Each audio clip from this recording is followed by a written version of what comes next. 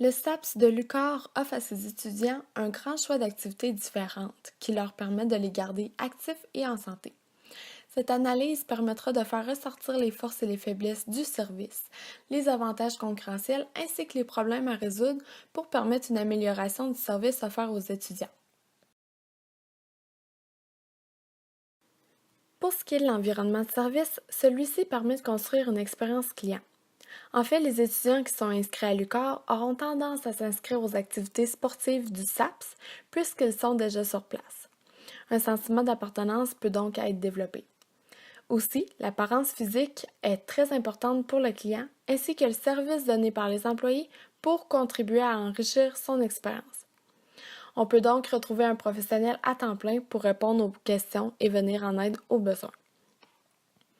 De plus, il faut que l'obtention de l'information ainsi que l'accès au service soit simple.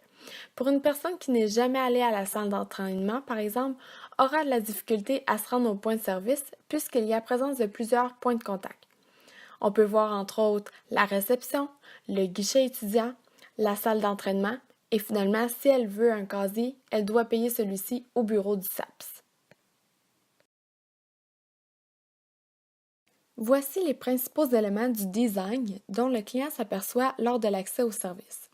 On retrouve entre autres le parking, le fait que ce soit près des autres services et magasins, les petits locaux, les couleurs vives et la musique, l'espace intime, la présence d'affiches et un personnel enthousiaste et accueillant.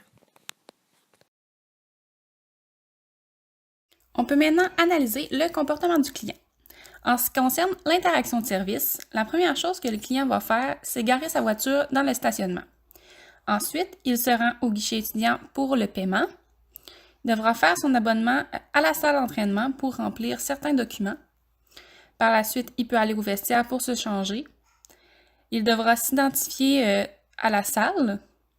Ensuite, il y a l'entraînement qui est le produit de base et aussi le bénéfice reçu. Et enfin, il pourra aller au vestiaire pour se changer et c'est le départ. Les clients y ont des attentes envers le service. Donc, il y a le service attendu, c'est ce que le client espère recevoir. Il espère que ses besoins vont être comblés.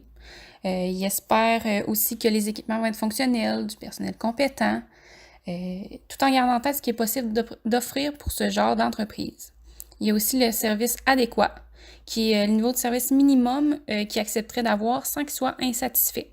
Donc, ça pourrait être de bénéficier de tous les services sans plus ni moins. Le service prédit, ça c'est surtout selon l'offre des concurrents. Si les autres entreprises offrent des accès 24 heures au gym, des nutritionnistes, des entraîneurs compétents, une grande salle d'entraînement, ça peut jouer beaucoup sur les attentes prédites. Le processus de décision des clients commence avec la phase de pré-achat. Donc, le client va constater un besoin. Ça peut être la perte de poids, maintenir ou améliorer la forme physique ou l'état de santé général, améliorer son estime de soi, etc.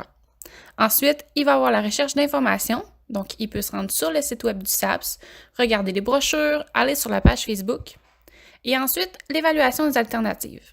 Donc, ça peut être un peu plus difficile car le SAPS a des attributs d'expérience, ce qui veut dire que le client ne peut pas évaluer le service avant l'achat. Il y a aussi des attributs de croyance s'il fait appel à un entraîneur ou à un kinésiologue. Donc, il ne peut pas savoir si la personne a bien fait son travail. Ensuite, il y a des risques financiers. Donc, s'il achète le service et que ça ne lui plaît pas, il va avoir dépensé de l'argent pour rien. Ainsi que des risques fonctionnels. La salle peut ne pas lui permettre de faire certains types d'exercices de ce genre. Par la suite, il y a la rencontre du service. Donc, le client, il faut qu'il se déplace pour utiliser le service qui est Eye Contact et c'est un service de traitement des personnes. Et enfin, il y a le post-achat. Donc, si le service est en bas de ses attentes, il va avoir 10 confirmations et va être insatisfait. Mais s'il est en haut de ses attentes, il va avoir confirmation, le client va être satisfait et il risque d'y retourner. Le personnel en contact du SAPS sont les 7 instructeurs à la salle d'entraînement, les 6 moniteurs en cours de groupe et le kinésiologue. Le personnel doit être formé adéquatement pour répondre à leurs demandes et il doit aussi être courtois. La fleur de service du SAPS se compose avec les services de base et les services périphériques. Donc, pour les services de base, il y a la salle d'entraînement, les cours en groupe, les équipes compétitives et récréatives. Pour les services périphériques facilitants, il y a l'information, donc il y a des directions sur l'emplacement, les horaires détaillés, les prix, des reçus de factures, possibilité d'appeler ou d'envoyer un courriel pour plus d'informations, et il y a des informations sur le site Internet et sur les brochures. Il n'y a aucun service périphérique pour la commande. Pour la facturation, en fait, il offre la facture pour le paiement de chaque abonnement. Et pour le paiement, c'est au guichet étudiant. Ils peuvent payer ça avec de l'argent et des cartes. Et il y a aussi des promotions durant certains moments de l'année. Pour les services périphériques de soutien, il y a le conseil, donc le conseil des entraîneurs et le service de kinésiologie. Il y a l'hospitalité, donc il offre des vestiaires, des cases, des toilettes disponibles et il salue les gens.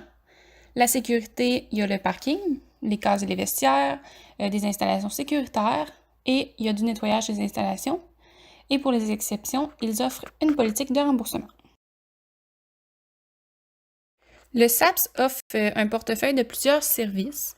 Les services sont tous différenciés par un nom distinct, mais reliés au SAPS. Donc, il y a la salle d'entraînement du SAPS, les cours de groupe du SAPS, etc.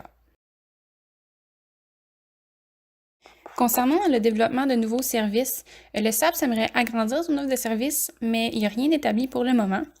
Il faut aussi noter qu'au cours des prochaines années, il va y avoir un nouveau centre sportif au campus, donc ça va permettre de mieux desservir la clientèle. Au niveau de la distribution, l'offre du service se trouve à l'UQAR, donc le client se rend directement sur place pour obtenir son service. Par contre, pour avoir accès à celui-ci, l'inscription est nécessaire, donc il faut le faire soit par téléphone ou directement au guichet étudiant. Aussi, le SAPS donne aux clients l'accès à beaucoup d'informations sur le site web et sur la page Facebook. Pour ce qui est du lieu, ça correspond bien aux besoins des étudiants puisque c'est l'endroit dont ils fréquentent le plus souvent.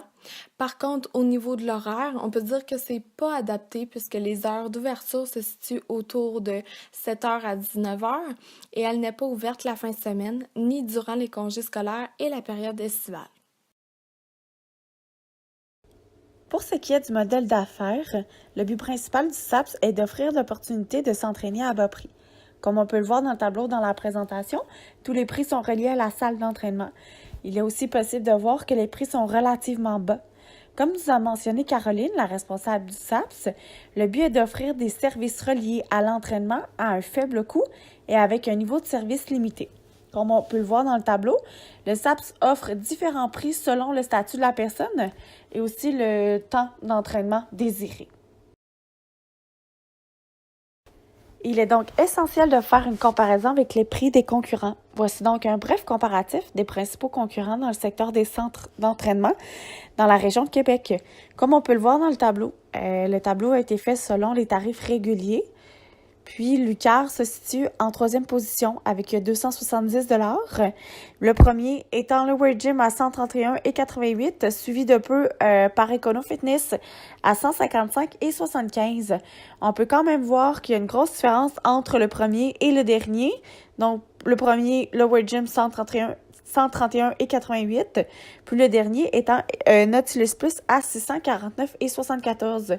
Donc, on peut quand même considérer que l'UQAR se situe dans la basse moyenne, comme ils veulent, au niveau du prix, le comparatif. Le mix de communication du SAPS se concentre surtout en provenance de l'intérieur de l'entreprise.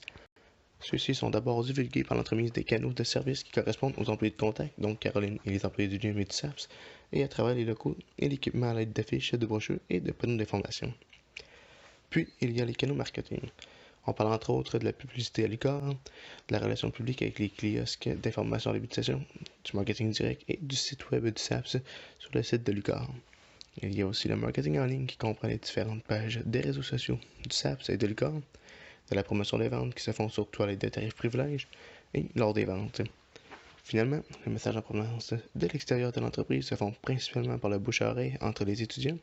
On trouve aussi peu de blogs sur le SAPS et sa couverture médiatique est relativement faible. En ce qui concerne le blueprint, la performance du service se fait en 3 actes: l'achat du service, l'utilisation du service et le départ. Durant la performance du service, il est important de porter attention au W qui correspond au risque que le client attende trop longtemps. Cette attente est susceptible de se produire lors du paiement, de l'abonnement, au vestiaire, lors de l'identification et au moment de l'entraînement. De plus, il peut y avoir des fail points ou des actions non réalisées qui mettent fin à l'interaction.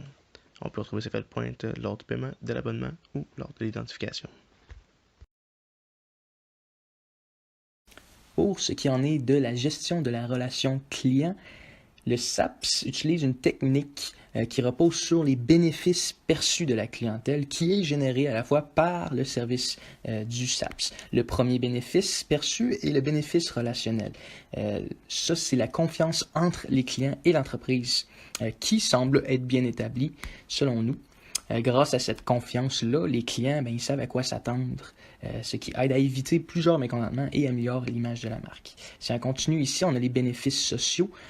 Donc ça, on parle de la reconnaissance mutuelle entre les clients et les employés. Les employés à l'accueil semblent être très accueillants et semblent être impliqués dans la vie des clients. Pour ce qui est du traitement spécial, le traitement spécial offre des rabais sur d'autres activités physiques qui sont en périphérie avec les services offerts. Ces rabais récompensent le client à la suite d'avoir choisi l'entreprise et l'encouragent à poursuivre un train de vie santé. Poursuivons maintenant avec l'établissement de la fidélité du client. Considérant la notoriété de la marque et l'emplacement du SAPS, le bouche-à-oreille est important pour ainsi fidéliser autres clients. Tout d'abord, le SAPS détermine le besoin de leurs clients par les caractéristiques démographiques de leurs clients, qui sont majoritairement jeunes, étudiants et de genre féminin. Ce genre de clientèle sont sensibles aux variables comme le confort et l'intimité, ce qui est à la fin un besoin que le SAPS réussit à bien satisfaire. Le degré de satisfaction est évalué par les commentaires générés par le personnel.